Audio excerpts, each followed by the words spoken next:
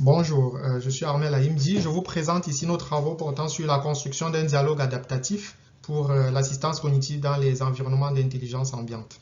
Alors, l'assistance cognitive apparaît comme un dialogue entre une personne aidante qui envoie des indications vocales vers une personne aidée qui réagit par un certain comportement en réalisant des actions, par exemple. On souhaiterait donc automatiser cette assistance-là.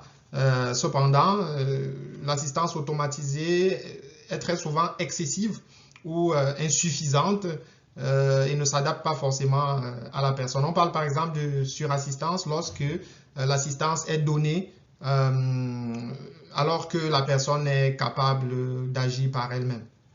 Notre objectif alors ici, c'est de construire un dialogue d'assistance adaptatif au cours duquel le juste niveau d'assistance est donné pour que la personne puisse agir par elle-même. L'objectif, c'est vraiment que la personne assistée reste au centre de l'accomplissement des actions. Si nous considérons par exemple notre image principale où on a un résident qui lit son journal dans son salon alors qu'il a oublié disons, sa marmite sur le feu à la cuisine, on pourrait commencer par exemple par faire clignoter une ampoule au salon juste pour attirer son attention. Au cas où elle ne réagit pas, on pourrait passer par ce haut-parleur pour lui dire juste est-ce que tu n'as rien oublié, pour évoluer s'il n'y a toujours pas de réaction positive vers un message un peu plus explicite, toujours en utilisant par exemple ce même haut-parleur du genre il y a un problème à la cuisine, va surveiller ta cuisinière. Donc, pour pouvoir construire ce dialogue-là, nous fondons sur 4 piliers. Le premier, c'est les principes de la réadaptation cognitive parce que nous voulons vraiment que cette assistance automatisée soit calquée sur la pratique clinique. Le deuxième pilier, c'est les actes de langage qui vont nous permettre de modéliser le dialogue, notamment la gradation du niveau d'information à donner dans les messages d'assistance.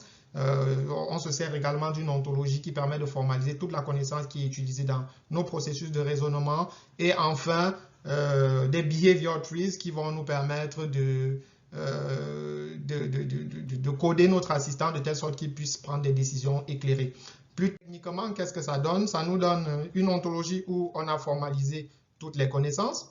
On a un ensemble de capteurs dans l'environnement qui permettent de savoir ce qui se passe. Toutes ces informations-là nourrissent le contexte de notre behavior tree qui est alors capable de sélectionner le bon message d'assistance et le bon effecteur pour le diffuser dans l'environnement en fonction du niveau d'assistance, ici nous en avons 3, et du type d'assistance qu'on aimerait donner, le juste niveau d'assistance. Le résultat, c'est un dialogue adaptatif qui permet à la personne d'agir par elle-même. Merci pour votre attention.